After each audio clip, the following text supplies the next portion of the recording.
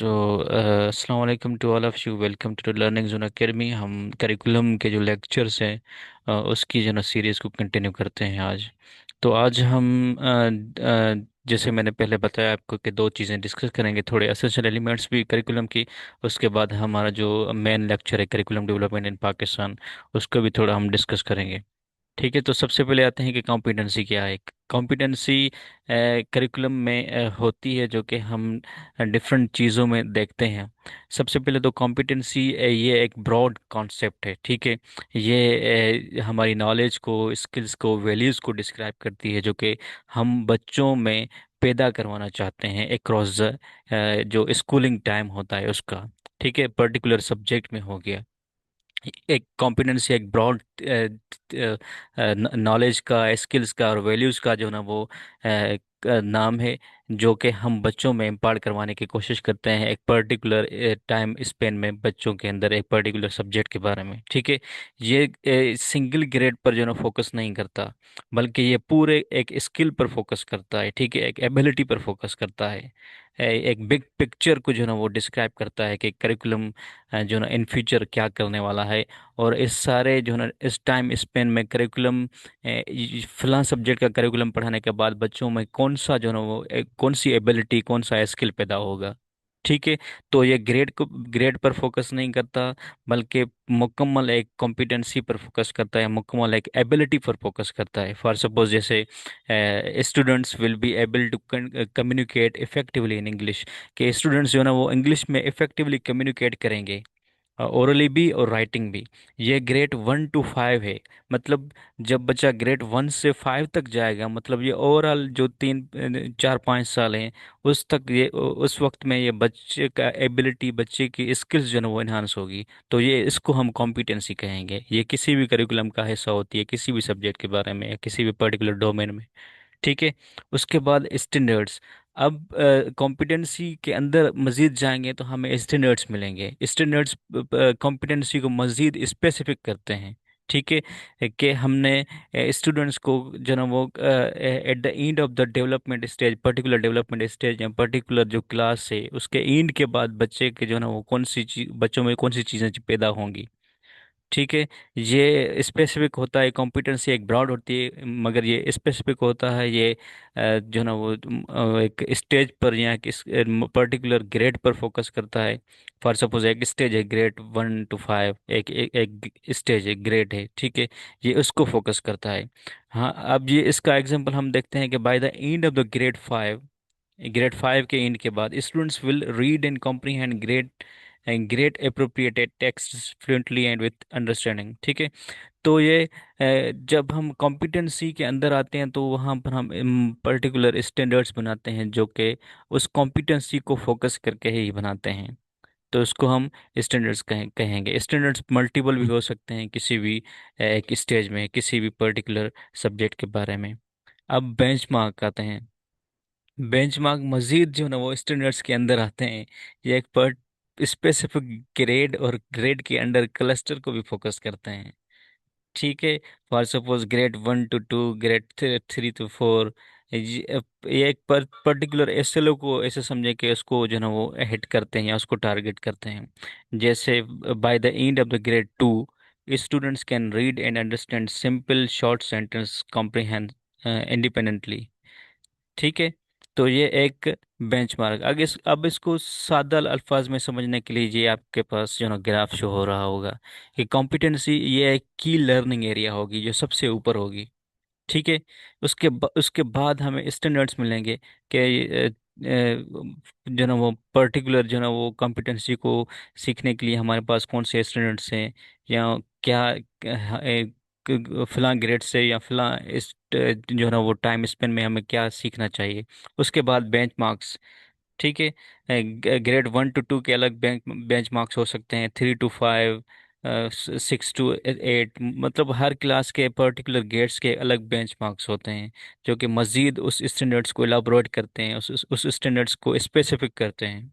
उसके बाद बेंचमार्क्स के ऊपर हम फिर एसओएस बनाते हैं कि हम पर्टिकुलर लेसन के बाद बच्चों का कौन सा जो ना वो कौन सी चीज़ें इम्प्रूव होंगी, और जो ना उसकी कौन सी चीज़ें इन्हांस होंगी।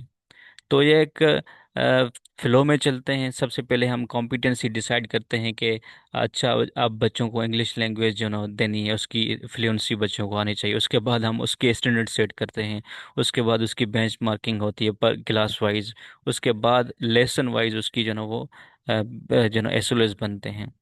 तो ये एक जो ना वो सीक्वेंस को एक फॉर्मल वे से इसको जो फॉलो करना पड़ता है करिकुलम में। ठीक है। उसके बाद अब आते हैं हम करिकुलम डेवलपमेंट इन पाकिस्तान। तो ये एक बड़ा टॉपिक है, इसको आपने सही से समझना है, और कहीं भी आपको क्वेश्चन हो तो वो फिर मुझसे पूछिएगा। करिकुलम डेवलपमेंट है क्या बेसिकली? करिकुलम डेवलपमेंट ये एक सिस्टमेटिक प्रोसेस है जिसमें हम करिकुलम के बारे में प्लान करते हैं, उसको डिज़ाइन करते हैं, उसको इम्प्लीमेंट करवाने की कोशिश करते हैं, उसको एवेल्यूएट करते हैं कि कहाँ पर हमें जो है ना वो ग्रेडिंग करनी है, कैसे ग्रेडिंग करनी है, कहाँ पर हमें अभी इम्प्रूवमेंट की ज़रूरत होती है। और उसके बाद हम रिवाइज करते हैं अपने ओवरऑल एजुकेशनल प्रोग्राम को, ताकि हम लर्निंग आउटकम्स को जो है ना अच्छे तरीके से अचीव कर पाएं। तो इस सारी प्लानिंग सिस्टमेटिक प्रोसेस को, प्लानिंग को, designing, implementing, evaluating and revising, इन इस सारे प्रोसेस को हम क्या कहेंगे? Curriculum development process. ठीक है, जिसमें हम करिकुलम बनाते हैं, डिज़ाइन अच्छे तरीके से करते हैं, इम्प्लीमेंट करवाने की कोशिश करते हैं, एवेल्यूट करते हैं, और उसके बाद देखते हैं कि हमें रिवीजन की ज़रूरत है या नहीं। तो इस सारे चीज़ों को हम करिकुलम डेवलपमेंट प्रोसेस कहेंगे। इन सिंपल टर्म्स के हम ये देखते हैं कि बच्चों को क्या पढ़ाना चाहिए, कैसे पढ़ाना चाहिए, कि कौन से मेथड्स होने चाहिए, और कौन से वे से हम उसको सही तरीके से उसकी असेसमेंट कर सकते हैं। तो ये सारी चीज़ें हम करिकुलम डेवलपमेंट में देखते हैं। तो curriculum development simple text book बनाने का काम नहीं है, बल्कि इसमें सारी चीज़ें होती हैं कि हमारे एजुकेशनल गोल्स कौन से होने चाहिए, कंटेंट की जो सिलेक्शन बच्चों को कौन सी देनी चाहिए, टीचिंग मेथड्स उसमें कौन से हमने यूज़ करने हैं, लर्निंग एक्टिविटीज़, बच्चों को लर्निंग एक्सपीरियंस कैसे देना है, क्या उसको ग्रुप वर्क करवानी है, एक्टिविटी, फील्ड ट्रिप, या कैसे उसको जो है डिफरेंट लर्निंग एक्सपोजर देना है बच्चों को। उसके बाद असेसमेंट स्ट्रेटजीज़ की हमने क्विज लेनी है, फाइनल टर्म्स लेना है, मिड टर्म्स लेना है। तो ये सारी चीज़ें भी करिकुलम का हिस्सा हैं। ठीक है, तो आगे चलते हैं हम कि पाकिस्तान में हिस्टोरिकली करिकुलम पर कब कब जो ना वो मेजर काम हुआ है। तो 1947 से लेकर आज तक डिफरेंट एजुकेशनल पॉलिसीज बनी है जिसमें करिकुलम को फोकस किया गया है, मगर पर्टिकुलर ईयर से हम उस पे जो है ना करिकुलम को ज़्यादा फोकस किया गया। 1947 में फर्स्ट एजुकेशनल कॉन्फ्रेंस हुई, इसमें तो पर्टिकुलरली करिकुलम के हमने नेशन को कैसे बनाना है, उसकी मॉरल डेवलपमेंट, उसकी जो ना वो इखलाकियात, उसको बीइंग ए नेशन उसको कैसे ट्रीट करना है। तो फर्स्ट एजुकेशनल कॉन्फ्रेंस हुई थी 1947 में, कराची में हुई थी। उसके बाद 1959 में नेशनल एजुकेशन कमीशन बनी, ये भी करिकुलम के ऊपर थी। उसके बाद 1972 में educational policy emphasizing national integration, कि ऐसी पॉलिसी, ऐसा करिकुलम बनाया जाए जिसमें नेशनल इंटीग्रेशन को फॉलो किया जाए, फोकस किया जाए। उसके बाद 1976 में फेडरल सुपरविजन हुई करिकुलम, जो भी करिकुलम बनाने का काम था, टेक्स्ट बुक बनाने का या स्टैंडर्ड्स को मेंटेन करने का, तो वो फेडरल के हवाले किया गया। उसके बाद 1998 में नेशनल एजुकेशन पॉलिसी बनी, इसमें भी करिकुलम को फोकस किया गया। 206 में भी नेशनल करिकुलम रिवीजन हुई। 206 में जो भी पिछले करिकुलम थे उस सारे को रिवाइज किया गया। उसके बाद 209 में भी नेशनल एजुकेशन पॉलिसी बनी। फिर 2021 में सिंगल नेशनल करिकुलम बनाने की कोशिश की गई, जो कि स्टिल जो ना वो ऑन ग्राउंड इम्प्लीमेंट नहीं हो सका, डिफरेंट इश्यूज की वजह से। सिंगल नेशनल करिकुलम यानी सब जो ना वो हमारे सूबों के पास एक ही करिकुलम आ रहा था कि आपने उसको इम्प्लीमेंट करवाना है, मगर डिफरेंट सूबों की डिफरेंट पॉलिसीज़ की वजह से जो ना वो इम्प्लीमेंट नहीं हो सका। स्पेशली सिंध, केपी के और बलूचिस्तान में नहीं हुआ, बाकी पंजाब में शायद हो रहा है, और फेडरल में। प्रेजेंट जो है ना वो भी कॉम्पिटेंसी बेस्ड जो है ना वो लर्निंग को फोकस किया जा रहा है, और लर्निंग आउटकम्स को अच्छे तरीके से डिज़ाइन करने की कोशिश की जा रही है, मुख्तलिफ काम हो रहा है। तो ओवरऑल चीज़ें अगर हिस्टोरिकली देखें तो ऐसे इम्प्रूव हुई हैं। ये हिस्टोरिकली आपसे पूछेंगे नहीं, मगर ये आपको एक बैकग्राउंड देना था।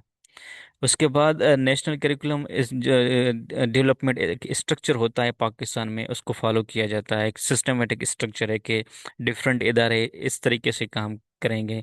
और डिफरेंट बॉडीज़ होती हैं हमारी करिकुलम स्ट्रक्चर या करिकुलम डेवलपमेंट में। तो सबसे पहले फीडर लेवल पर करिकुलम बनता है, जिसमें नेशनल करिकुलम काउंसिल अपना मेन किरदार अदा करती है, जिसको हम करिकुलम विंग भी बोलते हैं। ये फेडरल एजुकेशन मिनिस्ट्री के जो ना वो अंडर में आता है। और हमें जो है ना वो नेशनल करिकुलम फ्रेमवर्क दे, ये इसका काम है कि हमें नेशनल करिकुलम फ्रेमवर्क देना, कि हमारी एजुकेशनल स्टैंडर्ड्स क्या हैं, हमारी जो है ना वो टेक्स्ट बुक कैसे बनना चाहिए, हमारी एजुकेशनल पॉलिसी क्या है, उसको हम कैसे डिज़ाइन करें। तो ओवरऑल एक मेन पॉलिसी जो grade pre primary to grade 12 तक जो ना वो हमारी सारी एजुकेशनल प्लानिंग या एजुकेशनल फ्रेमवर्क जो ना वो हमारा फीडर लेवल से आता है। इसके बाद प्रोविंशियल लेवल में हमारे करिकुलम ब्यूरोज होते हैं, या इसको हम करिकुलम सेंटर्स भी कह सकते हैं।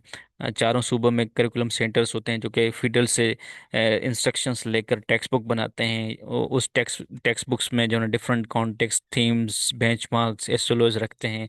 और उसके बाद उसको इम्प्लीमेंट करवाने की कोशिश करते हैं, इसके ऊपर टेक्स्ट बुक्स बनाते हैं डिफरेंट थीम्स के ऊपर, ताकि जो हमारे फ्रेमवर्क जो हमने बनाया है उसको हम अचीव कर पाएँ। और ओवरऑल इसको मॉनिटर करने की कोशिश करते हैं, ठीक है, थ्रू डिफरेंट जो ना वो चीज़ों के थ्रू। उसके बाद ये हो गया grade grade pre primary to 12। अब हायर जो ना वो हायर जो डिग्रीज प्रोग्राम है उसके लिए करिकुलम हो गया या उसकी सुपरविजन, तो उसकी सारी चीज़ें वो हायर एजुकेशन लेवल या हायर एजुकेशन कमीशन खुद देखता है। ठीक है, जिसमें यूनिवर्सिटी या डिग्री प्रोग्राम जो भी हमारी चीज़ें हैं उसको national curriculum revision committee, NCRC, एक हायर लेवल पर बनती है। तो वो एचईसी के अंडर में आती है, और वो एचईसी डिफरेंट यूनिवर्सिटीज़ और डिग्री प्रोग्राम्स के करिकुलम को देखती है। ठीक है, तो ये एक करिकुलम डेवलपमेंट स्ट्रक्चर है पाकिस्तान को जो फॉलो किया जा रहा है अभी। उसके बाद जो डिफरेंट बॉडीज़ हैं, या ऐसे समझें कि डिफरेंट प्रोसेस हैं, डिफरेंट स्टेजेस हैं पाकिस्तान में, कि करिकुलम कैसे किस फेजेस में से गुजरता है, उसको कैसे जो ना वो बनाया जाता है। तो सबसे पहले तो हम एजुकेशनल नीड्स जो ना को देखते हैं कि हमारी क्या हैं। बीइंग ए नेशन हम कहाँ खड़े हैं और कहाँ हमें जो ना होना चाहिए, हमारी एजुकेशनल नीड्स क्या हैं। हमें ये डिफरेंट चीज़ों से पता चलती हैं कि हमारे सबसे पहले तो हम जो एजुकेशन पॉलिसी बनाते हैं उसके थ्रू हम देखते हैं कि हमारी एजुकेशनल नीड्स क्या हैं।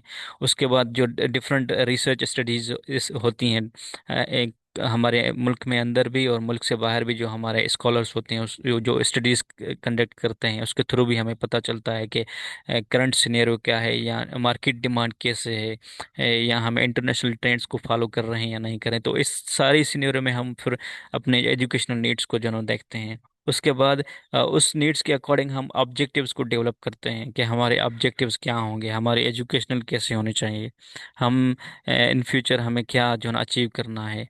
ठीक है, उसके बाद हम करिकुलम कमेटी बनाते हैं, उस पर national curriculum council, national curriculum committees बनती हैं, जो कि जिसमें डिफरेंट सब्जेक्ट स्पेशलिस्ट होते हैं, university professors, school teachers, curriculum experts जो होते हैं, असेसमेंट एक्सपर्ट्स। ये जो है ना वो करिकुलम कमेटी इन फ्यूचर जो करिकुलम बनना होता है उसके बारे में फैसला करती है कि हमें क्या करना चाहिए। उसके बाद स्कीम ऑफ स्टडीज़ बनता है डिफरेंट जो ना वो सब्जेक्ट्स का, कि हमने इस सब्जेक्ट्स को कैसे पढ़ाना है, उसका टाइम कैसे अलोकेट करना है, डिफरेंट जो ना चीज़ों को कैसे डिस्ट्रीब्यूट करना है, ग्रेड वाइज कैसे डिस्ट्रीब्यूट करना है।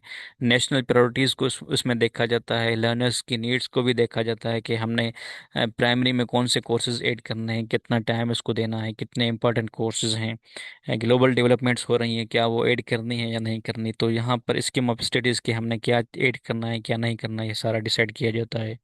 उसके बाद नंबर फिफ्थ स्टेज है selection and organization of content, कि हमने कंटेंट जो थीम तो बना लिया कि हमने ये सब्जेक्ट पढ़ाना है, उसमें कौन सा कंटेंट होना चाहिए, इसमें हम रिलेवेंसी देखते हैं कि वो कंटेंट कॉन्टेक्स्ट के साथ रिलेवेंट है या नहीं।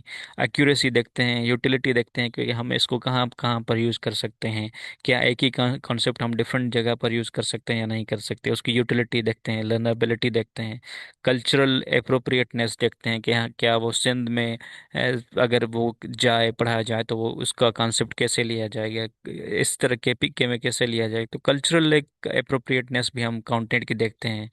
ठीक है, तो उसके बाद सिलेबस की डेवलपमेंट की कोशिश की जाती है नंबर 6 स्टेज पर।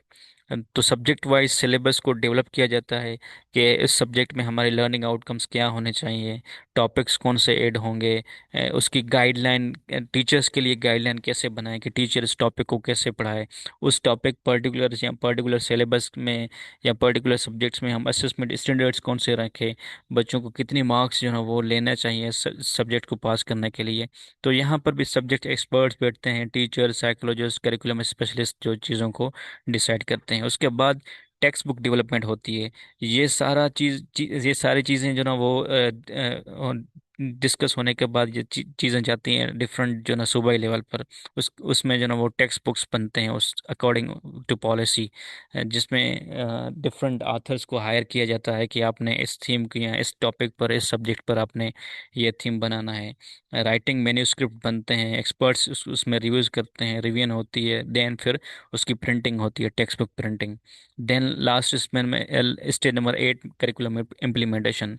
वो सारा करिकुलम जो हमने टेक्स्ट बुक्स में जो ना वो ऐड किया होता है, वो डिफरेंट टीचर्स के थ्रू, स्कूल एडमिनिस्ट्रेटर्स के थ्रू, एजुकेशनल इंस्टीट्यूशन जो हमारे हैं उसके थ्रू इम्प्लीमेंट करवाने की कोशिश की जाती है, बच्चों को पढ़ाया जाता है। जो ना वो इस जगह पर टीचर्स की ट्रेनिंग भी की जाती है कि अपने करिकुलम को कैसे इम्प्लीमेंट करना है।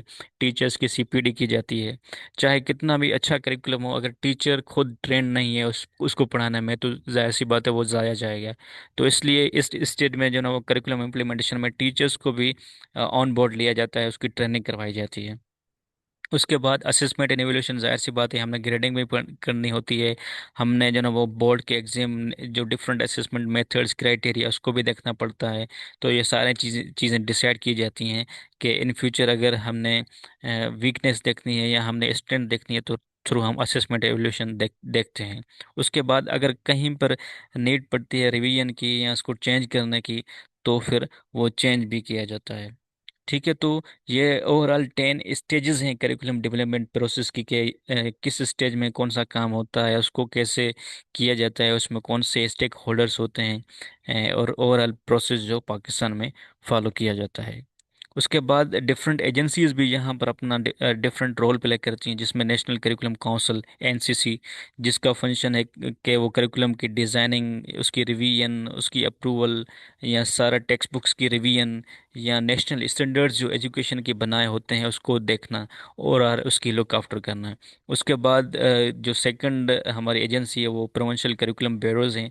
इसका काम है कि उस करिकुलम को प्रोविंशली जो है ना वो इम्प्लीमेंट करवाया जाए हर प्रोविंशियल में, और उसके अकॉर्डिंग टीचर्स को जो है ना वो सपोर्ट किया जाए, टीचर्स की ट्रेनिंग करवाई जाए, उसकी कैपेसिटी बिल्डिंग करवाई जाए, और प्रोविंशियल टू फीडरल एक कोऑर्डिनेशन बनाई जाए, ताकि जो हमारी प्रोविंशियल से एजुकेशनल पॉलिसीज आ रही हैं उसको हम फीडरल से जो पॉलिसीज आ रही हैं उसको हम प्रोविंशियल लेवल पर इम्प्लीमेंट करने की कोशिश करें।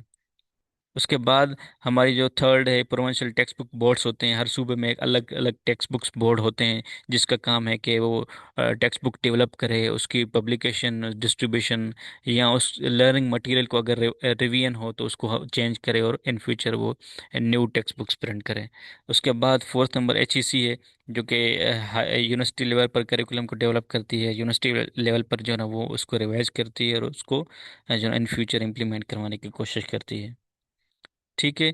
तो ये ओवरऑल एक करिकुलम डेवलपमेंट का प्रोसेस था जो पाकिस्तान में फॉलो किया जाता है। अब इसमें मेजर चैलेंजेस कौन से हैं करिकुलम डेवलपमेंट इन पाकिस्तान में? जो मेजर चैलेंजेस हैं, वो सबसे पहले तो फ्रीक्वेंट पॉलिसी चेंजेस, कि पाकिस्तान की पॉलिसी एक नहीं होती, वो फ्रीक्वेंटली चेंज करते रहते हैं।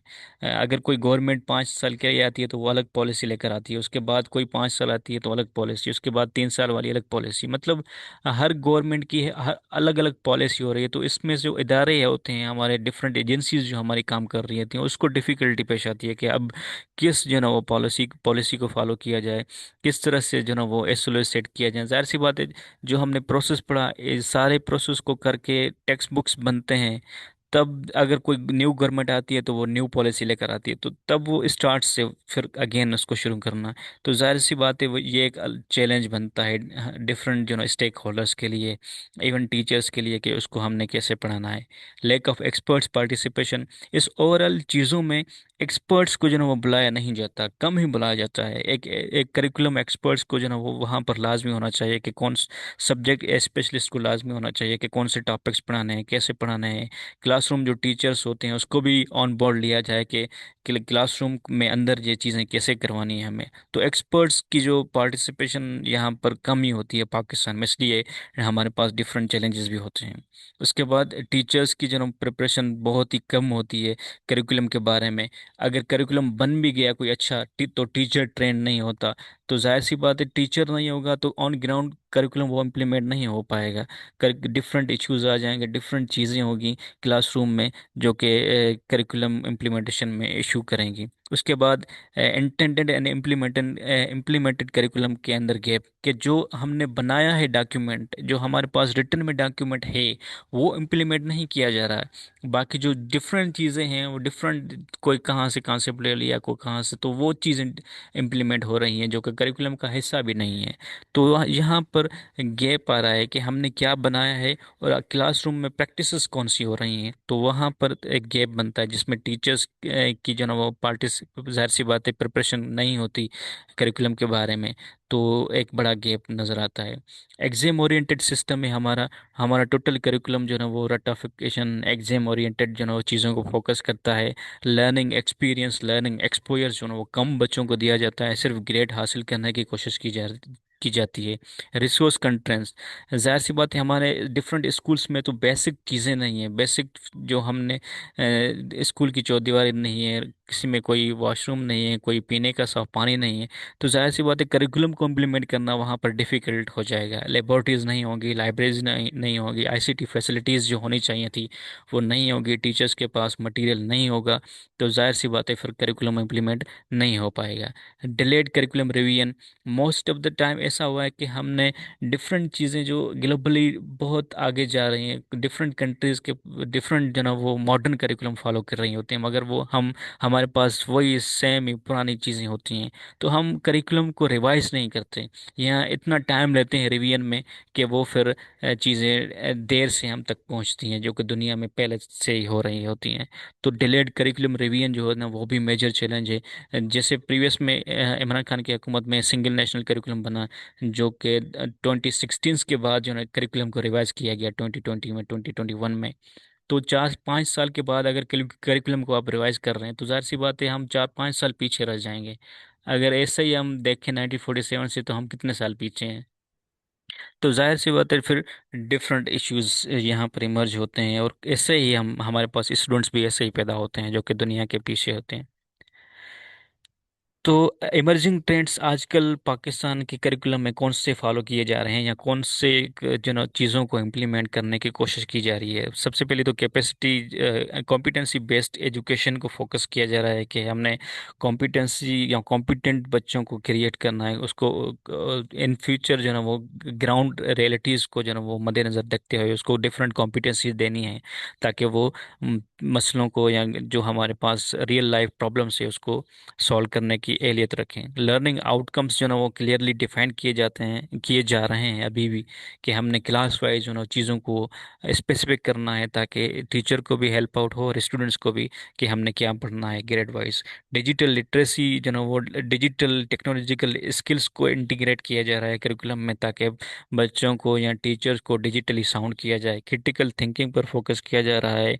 इंक्लूसिव एजुकेशन के सब जो हमारे पास डिफरेंट नीड्स वाले बच्चे हैं उसको भी हम एड्रेस करें, उसको भी हम जो है ना वो इंक्लूड करें अपनी जो है ना फॉर्मल एजुकेशन में भी, या उसके लिए हम डिफरेंट इदारे बनाएं। जैसे हम हमारे पास जो है ना वो स्पेशल एजुकेशन एक अलग है, तो उसके लिए अलग जो है ना वो चीज़ें होती हैं। ऐसे ही हम सब जो डिफरेंट नीड्स वाले बच्चे हैं उसको भी हम साथ साथ लेकर चलते हैं। स्टीम एजुकेशन बहुत ही एक ट्रेंडी टॉपिक चल रहा है एजुकेशन में, स्पेशली हमारे पाकिस्तान में, सिंध में, कि हमने डिफरेंट जो ना वो डिसिप्लिन को साथ लेकर चलें। बच्चों को एक होलिस्टिक अंडरस्टैंडिंग हो साइंस के बारे में, टेक्नोलॉजी के बारे में, इंजीनियरिंग, आर्ट्स, मैथमेटिक्स, सब कॉन्सेप्ट्स को एक ही साथ पढ़ाया जाए बच्चों की, ताकि उसकी होलिस्टिक डेवलपमेंट है, उसकी थिंकिंग कैपेसिटी डेवलप हो, उसकी क्रिटिकल थिंकिंग जो है ना वो डेवलप हो जाए। स्किल बेस्ड लर्निंग, के बच्चों को कोई पर्टिकुलर क्रिएटिविटी उसके अंदर, कोई प्रॉब्लम सॉल्विंग स्किल, कोलाबोरेशन वाला स्किल उसको बच्चों को दें,